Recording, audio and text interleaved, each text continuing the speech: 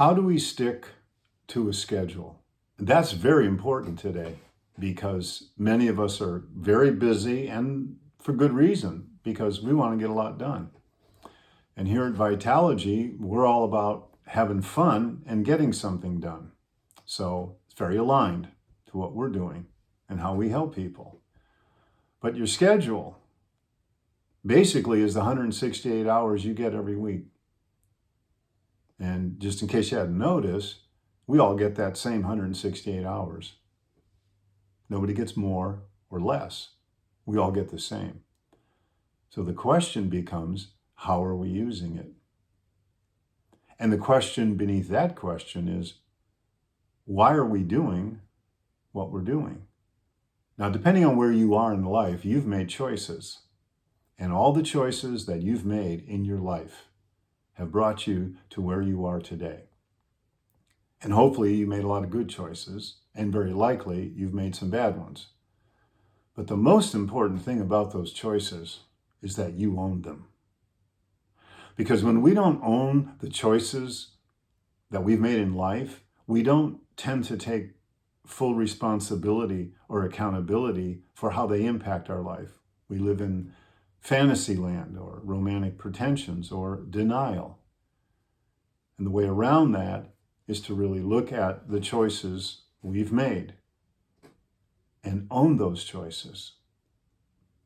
Forgive ourselves, other people, whatever was going on at the time the choice was made, but this is where your life is now, and who's paying the price for those choices, good and bad? You are. So be aware of the choices you're making, because they reflect in that 168 hours a week that you have. Monday, Tuesday, Wednesday, Thursday, Friday, Saturday, Sunday. We all get the same. So start with, what is fixed on your schedule? You got a 9-to-5 job? That's a fixed amount of time. Is there certain optimal times that you go to sleep? That's a fixed amount of time. Do you have weekly activities that you do with people? Those are a fixed amount of times. Start there. So you take your 168 hours and you say, okay, I got these fixed things. They go here, here, here, here. Now, what is not fixed about your life, but is important for you? That is the next important question. What's important for you? What are you trying to do? What are you trying to accomplish? Where are you going exactly? And if you don't know, maybe you're in transition or you're coming out of a difficult period of time, that's fine. Maybe you just have to idle in neutral for a moment, but realize at some point you want to have some facsimile of a plan, because that plan is revealed in the 168 hours a week that you spend. And if you subdivide your life into the plates you have, what about your career? What about your relationships, your family? How about self-care? How does all that work? You'll find that you have a sort of ideal structure. And the interesting thing is structure governs function. That's physiology 101. Structure governs function. So there's an amount of structure, it's different for each person, but it becomes like a container that holds all the elements of our life together. And when you follow a structure for a period of time, you begin to see patterns. When is it most optimal to do this? When are you most inclined to want to be in this space or doing this thing? And then you start to understand how much you're taking on.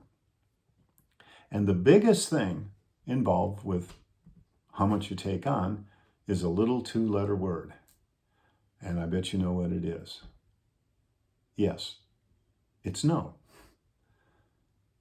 And probably the first person we should be saying no to is ourselves.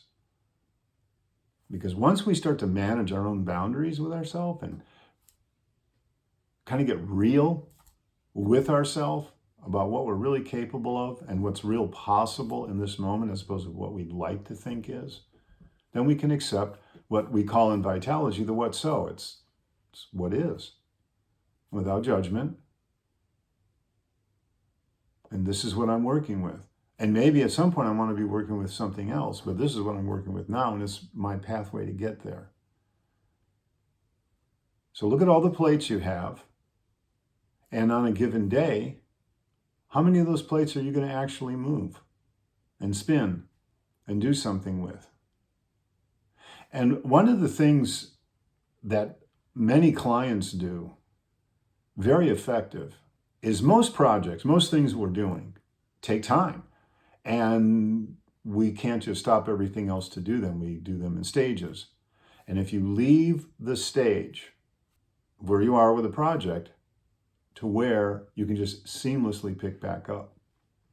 So I have some land where I live and I grow food and I practice something called permaculture. And permaculture is basically permanently sustainable agriculture. So I grow my own food, some of it anyways, and make my own soil and various things like that. But the point here is that the work's never done.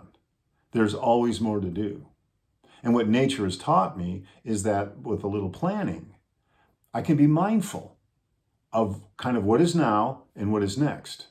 And the little game that I play with myself is I'll start maybe 3 different things. I call them threads. So I'm working my compost pile, or I'm cleaning up this vegetable bed. And I get something about 2/3 of the way through, and maybe I get a little tired or bored of it and want to do something else. So I set it down, but I can pick it right back up the next time, and in a very small amount of time, get it finished.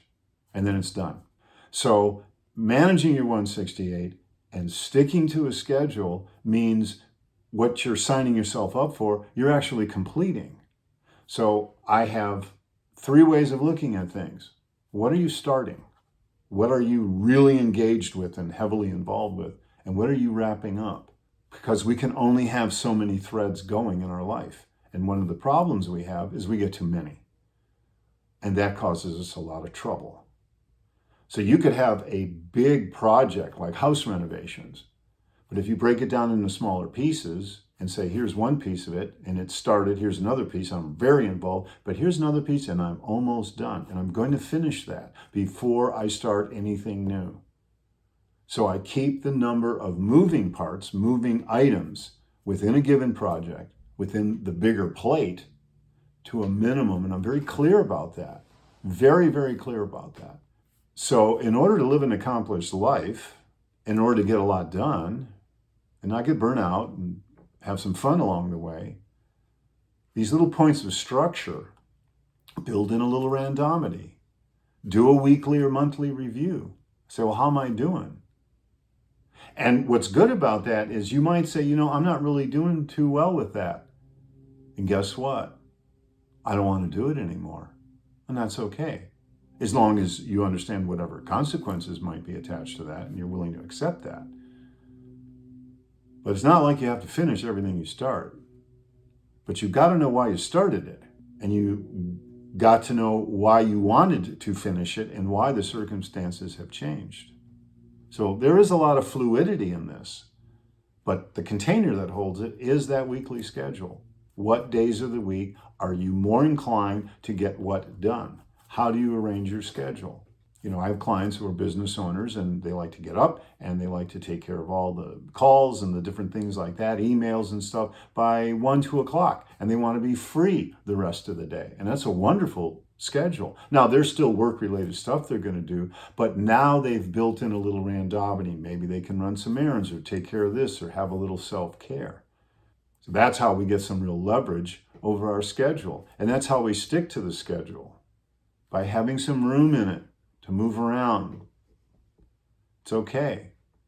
You're going to get it done, and we're here to help you. So please subscribe and have a blessed day. And I'm glad you're here with me.